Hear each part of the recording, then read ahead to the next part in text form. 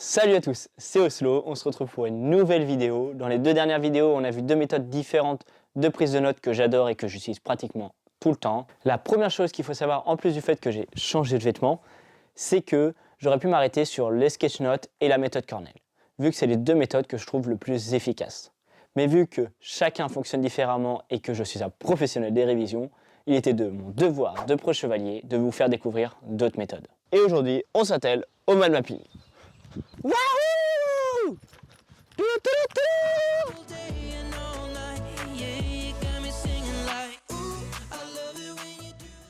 Tout d'abord, c'est quoi le mind mapping? Comme beaucoup de nouvelles techniques, c'est un monsieur, Tony Buzan, qui en avait marre de prendre des notes de façon linéaire dans les années 70. Il a voulu faire quelque chose de plus facile à écrire, imagé et intéressant pour l'œil. En gros, comme les sketch notes, mais en cercle. Surtout que ce gentleman, Tony Buzan, avait compris que notre cerveau ne fonctionnait pas de façon linéaire, mais bien en association, en faisant des liens entre les idées. Du coup, notre très cher Tony, il a décidé de s'inspirer de notre cerveau et de prendre le sujet principal de la conférence, de la prise de notes, en fait, de ta prise de notes, et de le mettre au centre de ta feuille. Puis tout autour, en fait, il va créer des branches pour chaque sous-thème du thème principal.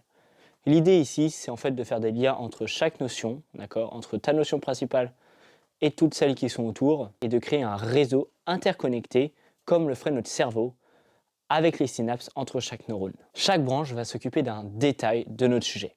Par exemple, ici, la branche de droite va s'occuper de la fonction de la graine dans une plante. Puis au fur et à mesure, on va rajouter des branches, voire même faire des sous-branches sur une branche qui est déjà existante. Le mind mapping, ou carte mentale, s'adresse à toutes les personnes qui ont une mémoire visuelle. Ouais, mais moi, j'ai pas une mémoire visuelle, Oslo. Ah, rien du tout. D'après Fabien Olicard, tout le monde a une mémoire visuelle. Mais c'est vrai qu'en fonction des personnes, elle est plus ou moins développée. En tout cas, le mind mapping permet d'avoir une vision globale lors de nos révisions ou même pendant les examens. Et donc d'oublier aucune information. En plus, c'est une super façon d'illustrer de façon beaucoup plus ludique ces euros pendant les TD par exemple. Même si moi, pour ça, je préfère les sketch notes, parce que je trouve que les sketch notes donnent un chemin visuel à ton cerveau. En fait, il va savoir par où commencer. Alors que sur une mind mapping ou une carte mentale, ton cerveau, il a plein d'informations, il ne sait pas par laquelle commencer. Le truc qui est bien en plus avec le mind mapping, c'est que si jamais tu utilises une tablette, il y a plein d'applications pour faire des mind mapping super jolis. Par exemple, il y a MyNote sur iOS.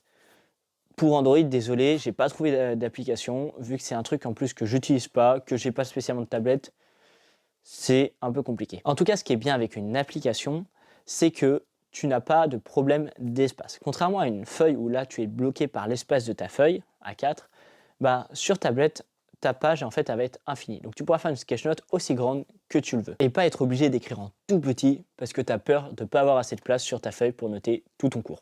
Pour faire un bilan de tout ce qui a été dit dans cette vidéo, c'est que le mind mapping ou carte mentale, ça permet de faire des prises de notes très visuelles, très aérées, qui permet de faire du lien entre les informations et donc donner du sens à ce que nous apprenons. J'espère que la vidéo t'a plu, on se retrouve lundi prochain 18 h pour une nouvelle vidéo. Sur ce, bonne rentrée et n'oublie pas, la motivation, ça se crée. Chargez! Allez, Martin!